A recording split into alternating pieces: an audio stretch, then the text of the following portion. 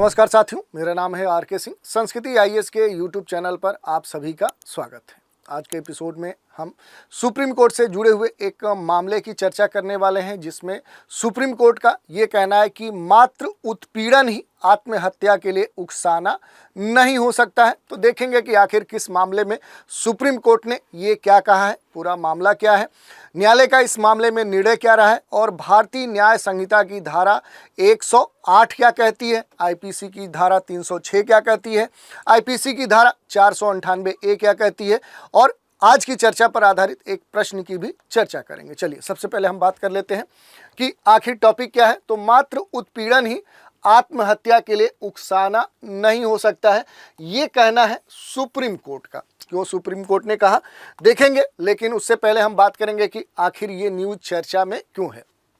तो देखिए, सर्वोच्च न्यायालय ने पत्नी की आत्महत्या से संबंधित एक मामले में आरोपियों को बरी करते हुए ये कहा कि केवल उत्पीड़न के आधार पर किसी भी आरोपी को आईपीसी की धारा 306 के तहत आत्महत्या के लिए उकसाने का दोषी नहीं ठहराया जा सकता। यही मामला है और इसी कारण से ये न्यूज़ में बना हुआ है। देखेंगे आखिर पूरा मामला क्या है। देखिए, एक महिला है जिनकी शादी वर्ष 2009 में हुई थी।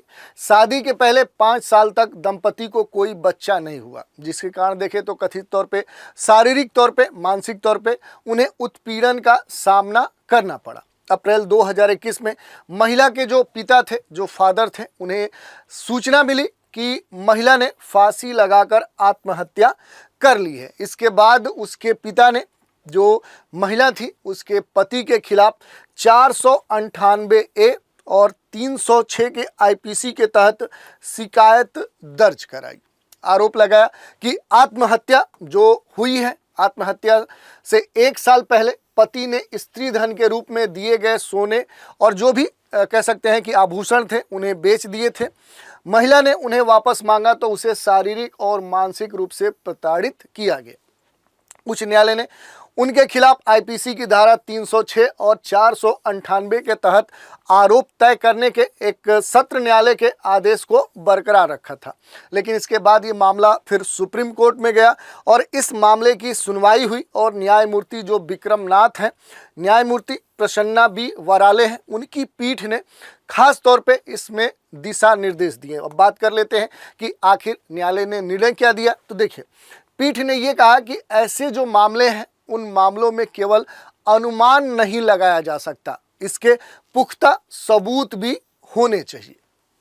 आईपीसी की जो धारा 306 है, इसके तहत दोष सिद्धि के लिए मृतक को आत्महत्या के लिए उकसाने की जो स्पष्ट मंशा है, वो भी स्थापित की जानी चाहिए। साथ ही जो साक्ष्य है, साक्ष्य का आकलन भी किया जाना चाहिए, ये सुप्रीम कोर्ट का यहाँ पर कहना है।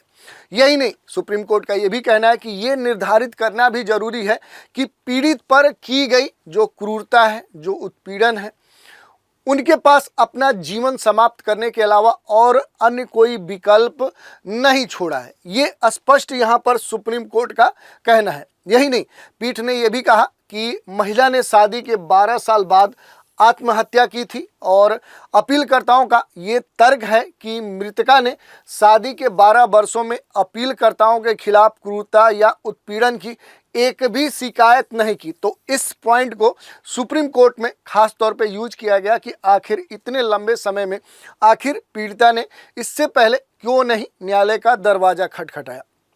पीठ ने अपील को आंशिक रूप से स्वीकार करते हुए आईपीसी की धारा 306 के तहत अपीलकर्ताओं को आरोप मुक्त कर दिया। हालांकि इसमें देखें तो जो धारा 498A है, इसके तहत आरोप को बरकरार रखा और कहा कि इस प्रावधान के तहत उनके खिलाफ मुकदमा आगे चलेगा। तो ये बातें अब तक न्यायालय ने इस निर्णय में दिया है। अब बात कर लेते हैं, चूंकि भारतीय न्याय संहिता की जो धारा 108 है, आखिर ये क्या कहती है। तो इस धारा के अनुसार यदि कोई भी व्यक्ति आत्महत्या करता है, तो जो कोई भी व्यक्ति उसे आत्महत्या के लिए उकसाता है, तो उस व्यक्ति को 10 वर्ष तक की कारावास हो सकता है। ये इस धारा में कहा गया है। जबकि आईपीसी की जो धारा 306 है, इसमें ये कहा गया है कि आत्महत्या के लिए उकसाने के लिए जो सजा है वो ये धारा निर्धारित करती है। यदि कोई व्यक्ति आत्महत्या कर लेता है, उसे किसी ने आत्महत्या के लिए कह सकते हैं कि दुष्प्रेरण किया है, तो फिर वह 10 वर्ष की अवधि के लिए कारावास से दंडित किया जा सकता है, जुर्माना भी उसके ऊपर लगाया जा सकता है।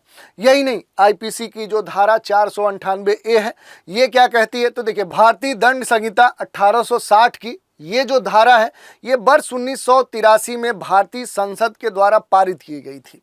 यह एक आपराधिक कानून है और ये जो धारा है, ये किसी भी महिला के खिलाफ हिंसा होने के लिए सबसे बड़ा बचाव है और ये किसी भी महिला पर उसके पति या पति के जो रिश्तेदार हैं उनके द्वारा जो की गई क्रूरता है उससे जुड़ा हुआ मामला है। इसके तहत देखें तो 3 वर्ष तक की कैद की सज़ा हो सकती है और जुर्माना भी हो सकता है। तो ये हमने देख लिया कि आखिर ये मामला क्या है, जिसमें सुप्रीम कोर्ट ने ये कहा है कि मात्र उत्पीड़न आत्महत्या के लिए उकसाना नहीं हो सकता है। तो इससे जुड़े हुए पूरे मामले को हमने समझा कि आखिर सुप्रीम कोर्ट ने इस तरह की बात किस मामले में की और इस मामले में क्या निर्णय दिया, और जुड़े हुए जो भी महत्वपूर्ण पहलू हैं उन पर भी हमने बात की। आज की चर्चा पर आधारित एक प्रश्न की भी चर्चा कर लेते हैं। प्रश्न है, निम्नलिखित में से कौन सा कथन सही है। पहला स्टेटमेंट है, आईपीसी की धारा 306 आत्महत्या के लिए उकसाने से संबंधित है। दूसरा स्टेटमेंट है, आईपीसी की धारा 498A महिला के खिलाफ हिंसा से संबंधित है। कहा जा रहा है कि नीचे दिए गए कूट का प्रयोग कर सही उत्तर का चुनाव कीजिए। विकल्प है केवल 1, केवल 2, 1 और 2 दोनों, न तो 1 न ही 2। तो इस तरह से हमने बात कर ली कि आखिर किस मामले में सुप्रीम कोर्ट ने कहा कि मात्र उत्पीड़न आत्महत्या के लिए उकसाना नहीं है। तो इस मामले की हमने चर्चा की। इससे जुड़े हुए जो भी महत्वपूर्ण पहलू है जो आपकी परीक्षा के दृष्टिकोण से महत्वपूर्ण हो सकते हैं उन पर भी हमने बात की। तो आज के एपिसोड में इतना ही। अगले एपिसोड में एक नए विषय के साथ फिर मिलेंगे। तो आप सभी हमारे साथ बने रहें, इसके लिए धन्यवाद।